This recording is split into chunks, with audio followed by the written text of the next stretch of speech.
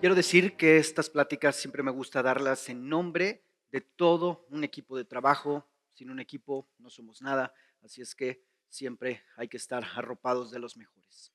En el primer trimestre, en los gemelos, es crucial identificar si tenemos una placenta o si tenemos dos placentas, es decir, si es un gemelar bicorial o si es un gemelar monocorial, ya que como pueden ver ahí en esta diapositiva, se comportan completamente diferentes. Los embarazos monocoriales se complican más y el único momento que tenemos para determinar la corionicidad en este tipo de embarazos es en el primer trimestre. En algunos casos vamos a poder hacerlo en el segundo, pero tenemos que tener cierta suerte. A lo mejor si son diferentes sexo, pues bueno, ya automáticamente vamos a saber que es un bicorial. Si una placenta está anterior y una placenta está posterior, perfecto, un bicorial. Pero si la placenta está anterior, son del mismo sexo y vemos que la membrana ya se encuentra fusionada, no vamos a poder determinar con certeza, por más parámetros que ustedes lean en la literatura, que si la membrana está gruesa, que si realmente no vamos a tener la certeza al 100%. Así es que el único momento que van a ustedes tener para determinar la corionicidad es en el primer trimestre. Y esto es muy fácil, el famoso signo de la T y el signo de lambda. No voy a entrar mucho en detalle en esto, pero pueden ver en las imágenes que realmente es muy fácil determinar la corionicidad. El ultrasonido en gemelos en el primer trimestre también nos sirve para ver la edad gestacional que tiene este embarazo. Desde temprano podemos ver que pueden existir discordancias en el crecimiento de estos gemelos. ¿Y qué medida es la que vamos a tomar para poder determinar la edad gestacional de estos gemelos? Hasta el día de hoy tomamos la medida de longitud craneocaudal del gemelo mayor. Muy probablemente, y esto se los doy como premicia, va a cambiar esto a futuro. Hay un paper que está trabajando el doctor Kipros Nicolaides, pero hasta el día de hoy utilizamos la longitud craneocaudal del gemelo mayor y con eso vamos a datar a nuestros gemelos. Posteriormente, es crucial identificar a nuestros gemelos. Y el tip que les voy a dar para esto es el gemelo que tenga la inserción del cordón hacia la derecha de la mamá, es el gemelo A. Que si está arriba, que si está abajo, que si está a la derecha, que si está a la izquierda, eso va a cambiar durante la gestación, pero la inserción del cordón umbilical nunca va a cambiar. Así es que vean la inserción del cordón umbilical, derecha de la mamá, gemelo A, todo el embarazo, nunca se van a perder, siempre van a poder medir ese gemelo de la misma manera. El que está a la izquierda va a ser el gemelo B. Ahí tienen otras imágenes. A lo largo de esta presentación van a poder ver que tengo yo identificado con qué máquina de las que he podido trabajar se han tomado estas imágenes para que vean que realmente con toda la gama de Voluson van a poder tener imágenes que puedan hacer diagnósticos precisos. Primer trimestre en gemelos. Detectar cromosomopatías. Pues hemos escuchado a veces que a lo mejor puede este estudio no tener un performance idóneo como lo tienen los embarazos únicos. La realidad es que sabemos que para los gemelares bicoriales la detección es similar a la de los embarazos únicos. Pero ojo, puede haber mayor tasa de falsos positivos y eso se lo tenemos que decir a la madre. Es decir, no se nos van a ir, pero probablemente vamos a diagnosticar un poco de más y vamos a tener que hacer otras pruebas que probablemente no eran necesarias. Y esto es con la medición de lo que utilizamos en la calculadora de la Fetal Medicine Foundation. Para poder hacer un cálculo de riesgo de acuerdo a la calculadora de la fetal en un embarazo bicorial, tenemos que medir la translucencia nucal de un feto, medir la translucencia nucal del otro feto y poner por separado en la calculadora nuestras medidas y la calculadora automáticamente en el momento que ustedes le pongan que es un embarazo bicorial, les va a dar dos cálculos de riesgo que son separados, son individualizados para cada uno de los fetos, ya que cada feto tiene su propia carga genética y son completamente diferentes. El NIPT en embarazos gemelares bicoriales funciona, ¿sí? Tiene una detección realmente similar a lo que podemos llegar a decir que está en los embarazos únicos. En embarazos únicos se dice que para Down puede ser del 99%, en los bicoriales es del 95%. La tasa de falsos positivos es extremadamente baja. Así es que si ustedes preguntan, Probablemente esta es una herramienta que va a llegar para quedarse, también para hacer tamizaje de aneuploidías en los embarazos gemelares bicoriales. Pero los embarazos monocoriales, cuando comparten una sola placenta estos gemelos, es otra entidad completamente diferente. Ahí pueden ver una placenta teñida en un embarazo monocorial. Siempre va a haber comunicaciones vasculares entre los dos gemelos, haya o no haya patología, siempre están comunicados, por lo cual puede haber un desbalance de los flujos desde muy temprano en el embarazo que haga que un gemelo tenga una translucencia nucal diferente a la de su hermano. Pero estos gemelos tienen la misma carga genética. Entonces, ¿de qué manera se hace un tamizaje de acuerdo a la fetal en un embarazo monocorial? Pues tienen que medir la translucencia nucal de ambos gemelos, sacar el promedio de las dos y poner esa única medida en la calculadora de la fetal, porque es un único cálculo de riesgo porque estos gemelos tienen la misma carga genética. El NIPT, en este tipo de embarazos, tenemos muy pocos datos, así es que todavía no sabemos al día de hoy cómo es el performance, aunque la teoría nos diría que como tiene la misma carga genética, debería de comportarse con la misma detección que en un embarazo único. Esta guía de práctica clínica de lo que ya habló mi tocayo David, del primer trimestre, los invito a leerla. Realmente ya tenemos que hacer desde el primer trimestre una evaluación detallada de la anatomía para poder detectar o descartar malformaciones desde muy temprano en el embarazo. Y esto es crucial en los embarazos gemelares, ya que podemos manejarlos y de acuerdo a la corionicidad es las cosas que vamos a poder realizar. Pueden ver que realmente tanto por vía abdominal, con vía transvaginal, con un Bolison Swift, con un Bolison S10, realmente podemos hacer una buena evaluación. Y tampoco estoy poniendo los de más alta gama, donde pues obviamente tendríamos todavía imágenes probablemente superiores a estas. Ya podemos detectar desde muy temprano en el embarazo la mitad de las malformaciones en los embarazos monocoriales y una de cada 4 malformaciones en los gemelares bicoriales. ¿Y por qué esta discrepancia?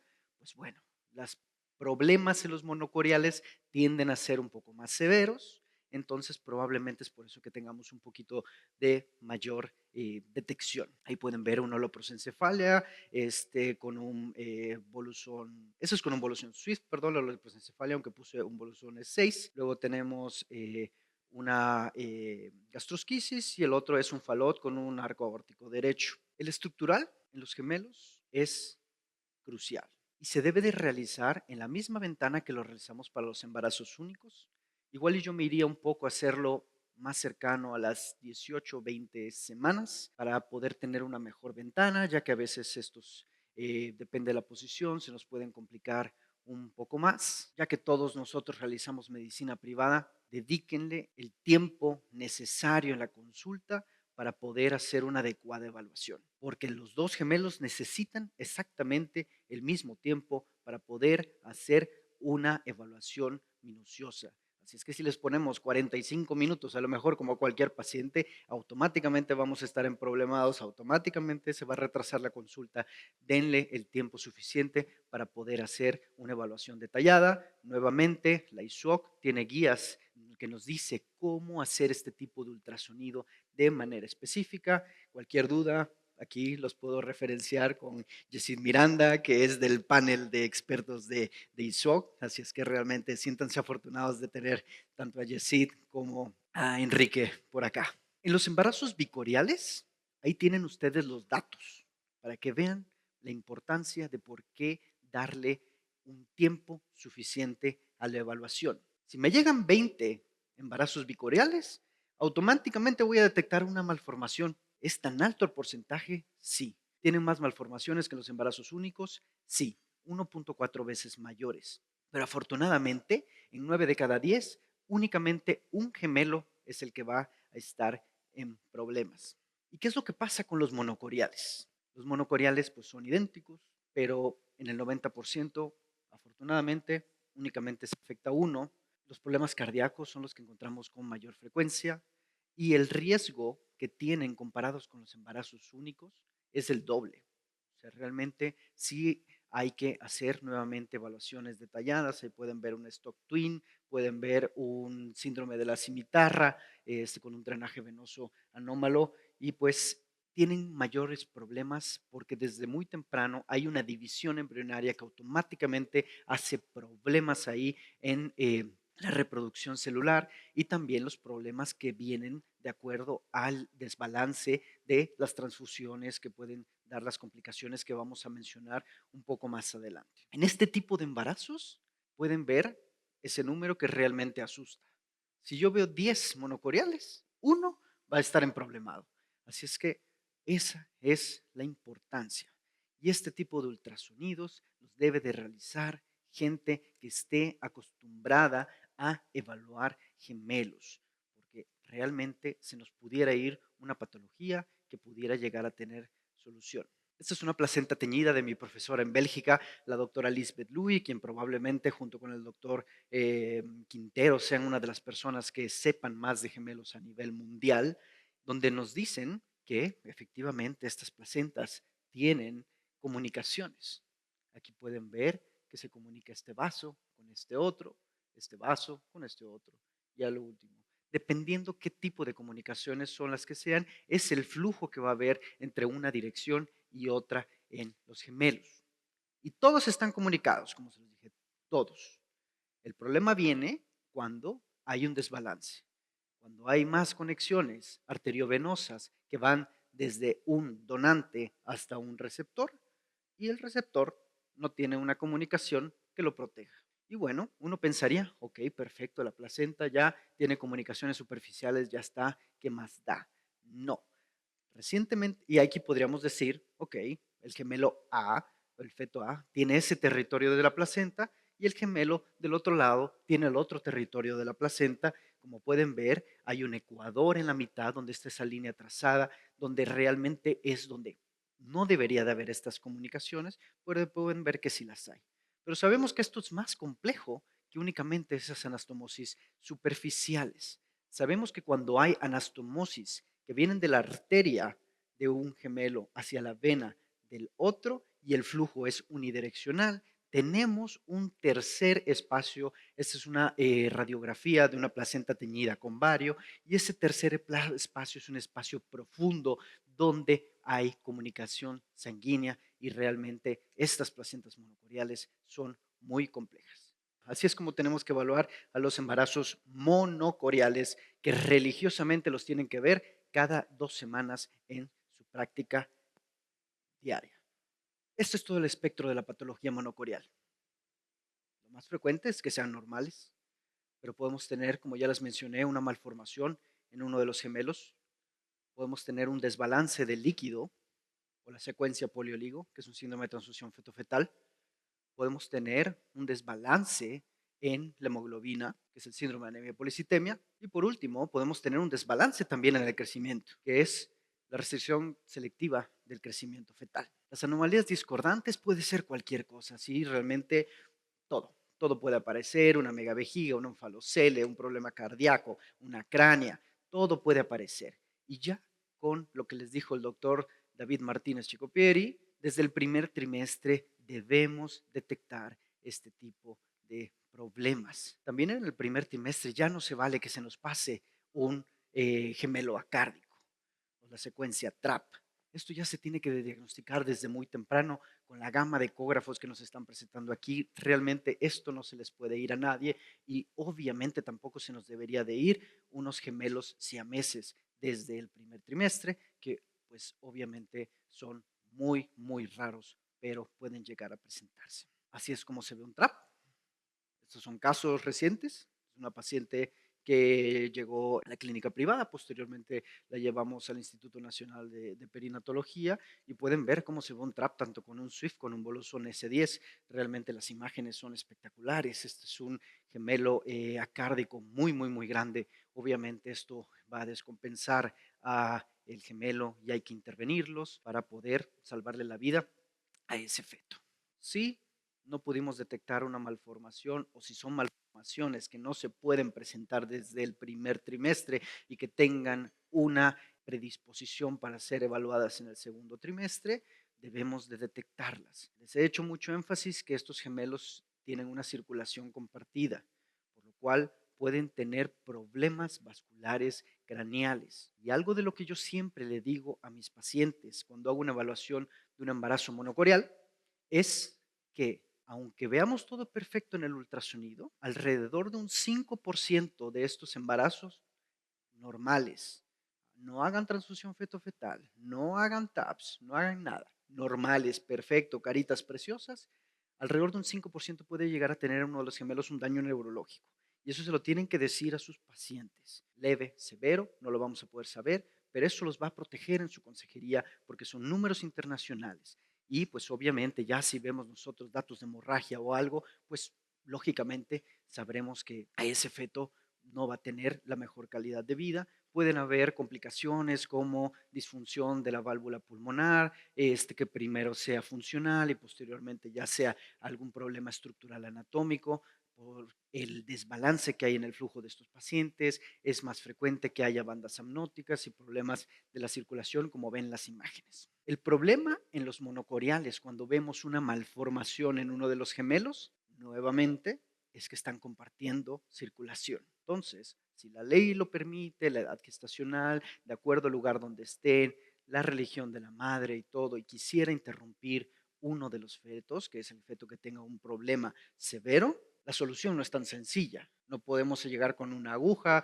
ponerle cloruro de potasio, porque pues automáticamente causaríamos daño en el otro gemelo y hay que hacer ya intervenciones de cirugía fetal, ya sea ir a cerrar el cordón umbilical del gemelo afecto, pero siempre les tenemos que decir a los pacientes que la cirugía fetal no es magia, que existen complicaciones y como pueden ver, en 1 de cada 5 de la reducción del gemelo que tiene problemas, vamos a llegar a tener la pérdida del gemelo que ni la debe ni la teme. Así es que estas son las cosas que nuevamente son números de los mejores centros del mundo y quien diga allá afuera que nunca se complican las pacientes, realmente no sé qué es lo que está sucediendo.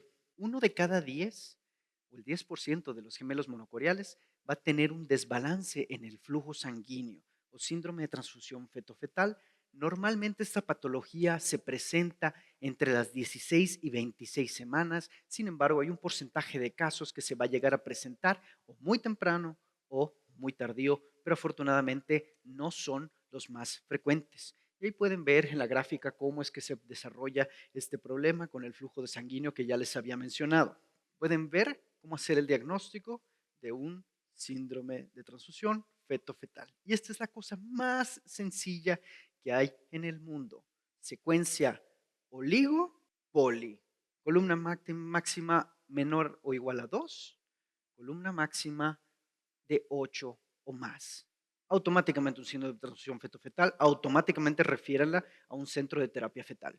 Así de sencillo, así de grave la situación. Posteriormente tenemos los estadios del doctor Quintero, con quien afortunadamente tengo la fortuna de poder compartir también en el Instituto Nacional de Perinatología. Y estos estadios son del 1 al 5. El 1 es ya lo que ya les mencioné, secuencia oligopoli. El 2 es cuando ya uno de los fetos empieza a estar tan afecto que ya no se le ve vejiga, está completamente anúrico, está completamente stock en su membrana y eso es un 2. Si ustedes ven cambios en el Doppler, automáticamente 3. Si ustedes ven hidrops, 4. Y si ustedes ven un 5, ya perdimos. Perdimos a uno de los gemelos y el gemelo, si llega a lograr sobrevivir el hermano, puede llegar a tener un 40% de problemas neurológicos severos. Y esa es la importancia de esto. Y la importancia también es que los estadios de Quintero, aunque van del 1 al 5, no son secuenciales. Un estadio 1 puede cambiar a 3. Un 3 puede cambiar a un 5. Un 1 puede cambiar a un 5. Sí, claro, no es lo más frecuente, pero no le podemos garantizar a la paciente que esto es progresivo, que podemos esperar mucho tiempo, que hay que evaluar en 2 semanas. Eso no se vale. El pan de cada día es que nos mandan un embarazo mono-mono. Oye, David, va a llegar por urgencias una paciente que mandan de Chiapas, es un mono-mono. Ok, perfecto. Qué padre, porque estos son extraordinariamente raros. Únicamente el 1% de los monocoriales biomnióticos, de los monocoriales, perdón. Siempre que ustedes no vean membrana, búsquenla. Así estén perdiendo media hora de su tiempo, búsquenla y casi siempre la van a encontrar. Y hay que tener también mucho cuidado con este signo de la hamaca, porque ustedes pudieran llegar a pensar que si yo mido ese bolsillo único en esa zona, como pueden ver en esa imagen, ok, perfecto, esta columna puede ser que me dé de 2 o más, pero esta columna es la misma que viene de este saco. Pueden ver el signo de la hamaca aquí, que se encuentra la membrana adherida al gemelo que está en oligohidramnios. ¿Qué le podemos ofrecer a estos pacientes? Yo creo que ya todos ustedes han escuchado hablar de esta terapia de cirugía fetal. Es la primera cirugía fetal que se comprobó su eficacia en un estudio randomizado, así es que es el gold standard el día de hoy, y esto ya no es ciencia ficción, esto es pan de cada día. Si me mandan una paciente o si la paciente llega al Instituto Nacional de Perinatología, si llega a la privada, estas pacientes se pueden operar rápido, se pueden operar de cualquier lugar del país que vengan, se pueden operar gratuitamente y se les puede dar el seguimiento gratuito. Así de real es esto ya, no solo en Ciudad de México, sino también en Guadalajara, sino también en Monterrey, que sepan que esto ya no es parte de la medicina privada, también es una realidad en las instituciones públicas y que habemos personas entrenadas que les podemos llegar a dar la mejor atención a estos pacientes. Entramos con un instrumento de 3 milímetros en el saco del gemelo que tiene polidramnios y la evolución de la técnica ha ido mejorando. En un inicio, lo más sencillo era ir a identificar dónde estaba la membrana entre los dos fetos e ir a cerrar todo eso. Pero como pueden ver, si yo hiciera eso, dejo sin mucho territorio placentario a el gemelo que estaba donando. Posteriormente, se dijo, no, vamos a ir a la zona del Ecuador para dar un poquito más de territorio a ambos gemelos y únicamente vamos a disparar en donde haya comunicaciones. Perfecto, suena bastante lógico. Posteriormente, el doctor Quintero nos dice, no, no solamente hay que hacer eso, hay que ir a desconectar las comunicaciones que sean malas primero y después vamos a ir a las que protegen al gemelo que está más lábil. Suena muy lógico. Posteriormente viene un estudio randomizado donde nos dicen que si hiciéramos una solomonización, que es literal una línea que cruza todos nuestros puntos de coagulación, mejoraríamos todavía más el pronóstico, disminuiríamos la probabilidad de complicaciones que hay posteriores al TAPS, que se nos fuera a ir algún pequeño vasito que no hayamos visto, que pueda causar un síndrome de anemia policitemia iatrogénico o que no hubiéramos solucionado el problema. Si se nos va uno, es como si no hubiéramos hecho absolutamente nada. Y así es como se ve por ultrasonido. Esta es una imagen tomada con un E6. Pueden ver que aquí en la parte contraria de donde dice E6 se está introduciendo una aguja. La primera parte del procedimiento es por vía ecográfica, posteriormente también por vía ecográfica se tiene que introducir esta cánula de 3 milímetros al saco del gemelo que tiene polidraunios para posteriormente introducir nuestro fetoscopio. Quiero que vean con detalle este video. Esto es lo típico que mandan como un mono. Si no tenemos mucha agudeza, si no le subimos a las ganancias, le bajamos a las ganancias, movemos nuestro transductor de un lado al otro, podemos pensar que este gemelo tiene líquido normal. Pero ahora quiero que vean este video. Esta es una fetoscopía de una cirugía real realizada en el Instituto Nacional de Perinatología. Ahí pueden ver ustedes que se identifica la membrana interfetal, pueden ver la inserción de uno de nuestros gemelos. Pero ahora que lleguemos a la parte de nuestro gemelo donante, quiero que vean cómo se ve esa membrana. Por lo cual, si algo quiero transmitirles el día de hoy es, si no ven membrana, búsquenla por favor. Esto es un síndrome de transfusión fetofetal.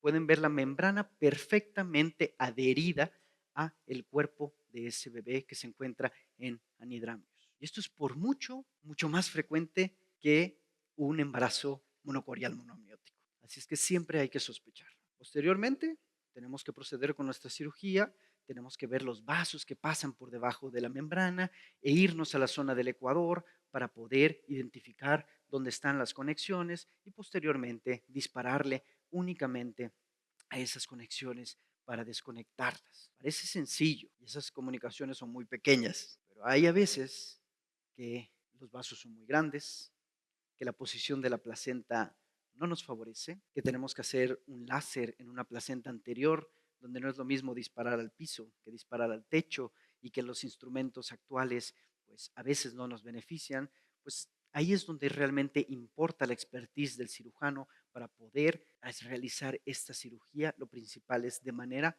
segura para la paciente y posteriormente que sea eficaz. Y así es como se ve una solomonización. Yo identifico dónde estaban mis puntos de coagulación y posteriormente con el láser puedo trazar una línea para dividir los dos territorios. Estas son placentas nuevamente de mi profesora Lisbeth Louis. Pueden ver en el esquema cómo se ve ya la fotocoagulación y pueden ver en la placenta teñida cómo se ve que los dos territorios placentarios están completamente separados. Así es como se ve el día 3 después de la cirugía. Ya tenemos líquido, ya tenemos vejigas, entonces quiere decir que muy probablemente nuestro trabajo está bien hecho. En los estadios de Quintero, el problema venía con el estadio más leve, el uno que hacíamos. Operamos de entrada, esperamos. Hace unos 3 años, el grupo liderado por Julien Steinerman en Francia hizo un estudio randomizado publicado en el American Journal, donde ellos nos mencionan que vale la pena esperar en un estadio uno. No hay que entrar corriendo y poner el fetoscopio. Hay unos casos particulares que sí, y ahorita les voy a decir, pero 4 de cada 10 estadio 1 no va a progresar. Y si no progresan, o sea, tenemos casi la mitad de las probabilidades de que no progresen. Y si no progresan, les va bien. Pero bueno, la otra mitad va a progresar. ¿Y qué es lo que pasa con la otra mitad? Si le hubiéramos ofrecido un láser de entrada, ¿era mejor que esperar y ofrecer un láser de rescate? La respuesta es no. Les va exactamente igual.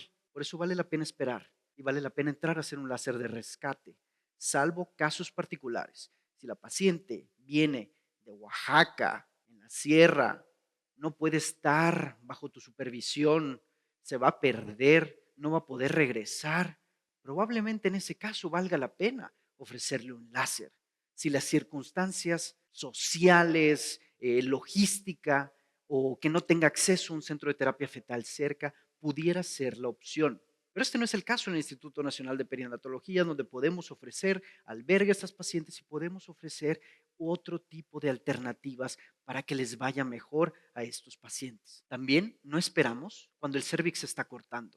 Se está cortando por el gran polidramnios.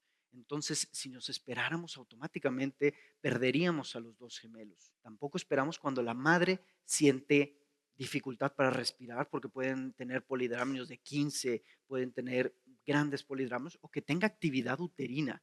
En esos casos no esperamos, pero en los demás, nuevamente, vale la pena esperar. El estudio publicado en el New England Journal of Medicine nos decía que había que operar hasta las 26 semanas. Esa es la manera en que se diseñó ese estudio. Como todos los estudios, se tienen que trazar límites. ¿Y por qué las 26 semanas? Porque las 26 semanas ya la viabilidad en la gran mayoría de los centros, o por lo menos los que participaban en esos estudios, pues nos decían, bueno, ya para qué hacer una cirugía fetal, ya mejor que salgan estos bebés. Y se ha explorado la alternativa de hacer láseres tardíos, pero los láseres tardíos tienen sus particularidades. Los gemelos son más grandes, pueden estar obstruyendo el ecuador, la visualización del líquido amniótico puede ser más compleja, los vasos son más grandes, entonces va a depender de ciertas circunstancias para ver si vale la pena ofrecer un láser tardío o no. El beneficio pareciera ser reducir la morbimortalidad de hacer de que un bebé nazca a las 26 semanas. El riesgo que tenemos siempre es la muerte intrauterina y se lo tenemos que decir. Entonces, pareciera ser que la opción es ofrecerlo antes de las 30 semanas, siempre que tengamos una placenta que nosotros pensemos que es una placenta accesible o fácil y que sea un 2 o un 3. A los leves, obviamente no. Si me llega un 26 semanas, un estadio 1, automáticamente le va a ir bien a ese bebé. Esto es lo que hay que decirle a nuestros pacientes antes de operar. ¿Hay complicaciones? Sí. ¿Bastante frecuentes? Sí. La principal complicación es la prematuridad.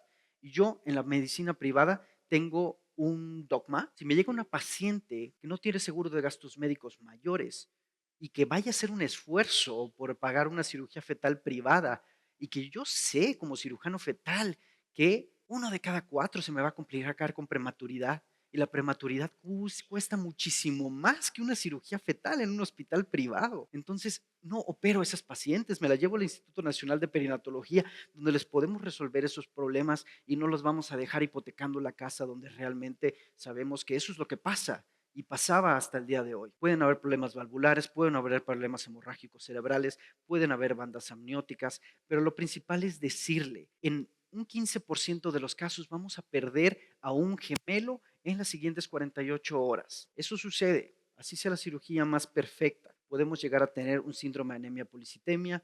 ¿Y cómo nos va? Pues pueden ver que los números del Instituto Nacional de Perinatología son bastante aceptables comparados con las series nuevas publicadas, por lo menos un superviviente en el 84% de los casos contra un 90% en series internacionales. Yo creo que estamos haciendo las cosas bien. Obviamente siempre se puede mejorar y hay margen de mejora, pero realmente que sepan que esto no es ciencia ficción.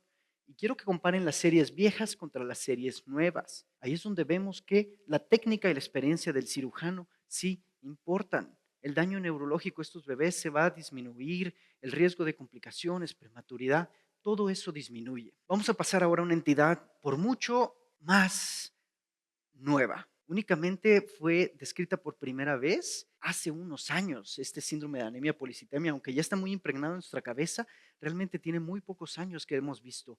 Y aquí el problema son comunicaciones muy pequeñitas. A diferencia del síndrome de transfusión fetofetal, aquí únicamente son unos cabellitos que son menores a 1 milímetro. Son muy difíciles de ver, por lo cual únicamente hay un paso de glóbulos rojos que hacen estas complicaciones. Antes se creía que esta es una complicación que se presentaba de manera tardía en el embarazo. Hay un estudio que vale la pena que lean del 2021 del grupo de Leiden de Holanda, donde nos dicen que se puede presentar en cualquier momento del embarazo. Así es que siempre, de acuerdo a la foto que ya le tomaron desde hace un rato, tienen que medir picos sistólicos de la arteria cerebral media para poder detectar estos síndromes. Así es como se ve en la vida real. Un gemelo que se encuentra completamente anémico, su hermano se encuentra completamente policitémico. ¿De qué manera vamos a poder hacer el diagnóstico?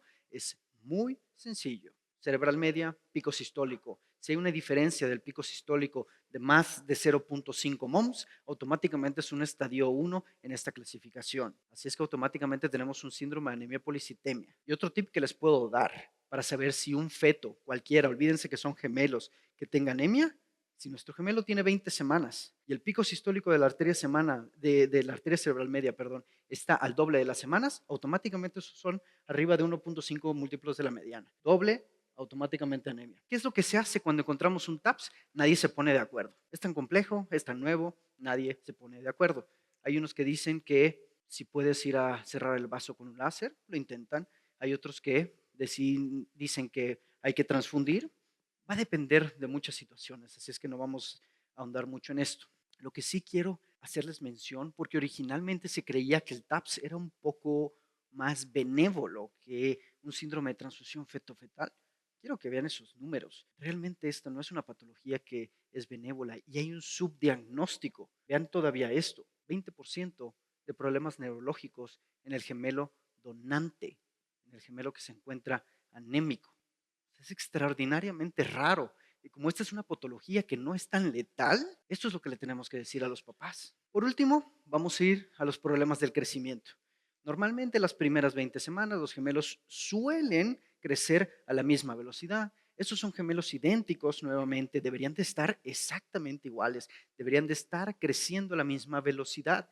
Pero como pueden ver aquí, pues no siempre es el caso. 15% va a tener un desbalance en el crecimiento. Y yo les recomiendo hacer este ejercicio que hicimos en esta diapositiva, siempre comparar las medidas de la circunferencia abdominal de sus dos fetos para que puedan ver ustedes el tamaño, pero hay diferentes maneras de evaluar esto. Los invito a leer los criterios de Delphi publicado en la ISOC, perdón, en la revista Ultrasound, pero si por lo general decimos que si hay un 20% de diferencia entre ambos gemelos, automáticamente ya tenemos una restricción selectiva. Y aquí no hay estadios, como si lo hay en la transfusión fetofetal y como si lo hay en el TAPS.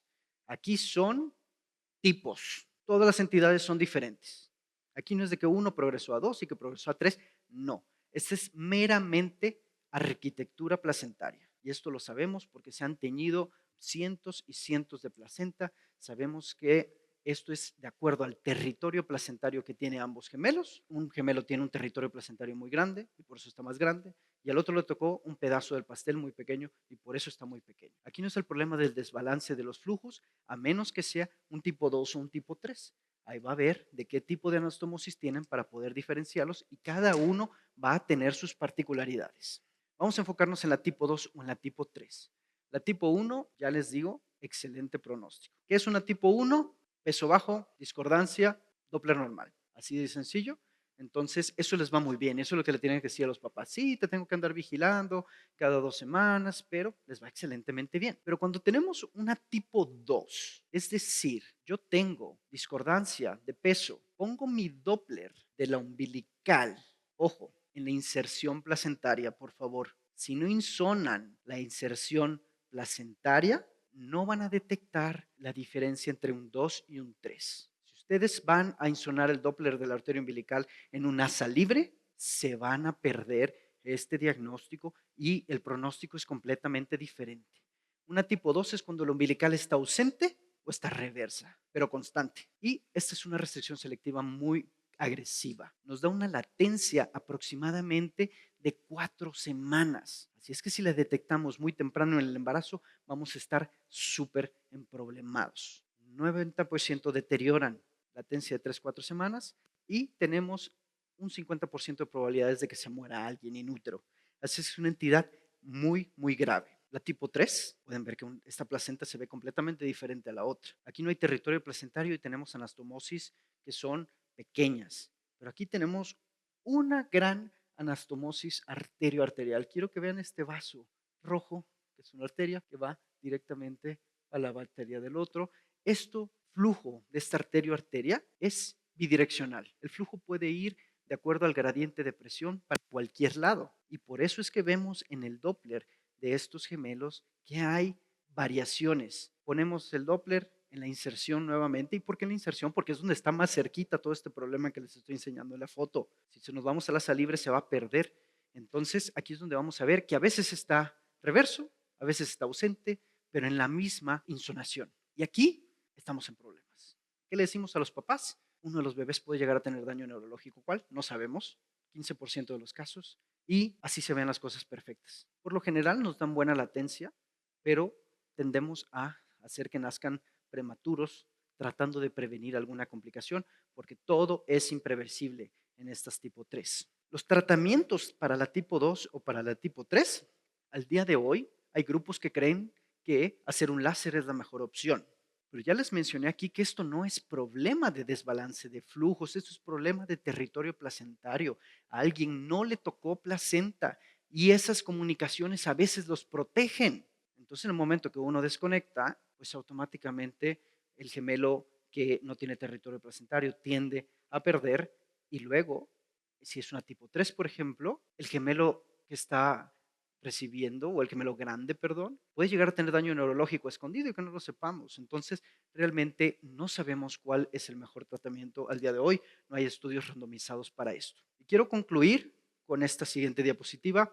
Hay que hacer un primer trimestre para detectar corionicidad, para detectar problemas de los cromosomas, para identificar a nuestros fetos y detectar o determinar la edad gestacional. A partir de las 16 semanas, religiosamente, cada 2 semanas hay que detectar discordancia de anomalías, cada 2 semanas hay que detectar discordancia de líquido, que fuera un síndrome de transfusión feto-fetal, discordancia de picos sistólicos, que fuera un síndrome de anemia policitemia, y por último, detectar discordancia de crecimiento, que es una restricción selectiva para tener gemelitos sanos. Nuevamente quiero agradecer a todo el equipo, tanto del Instituto Nacional de Perinatología como de la clínica privada, a mi socio el doctor Raigam, por todo este trabajo. Muchas gracias.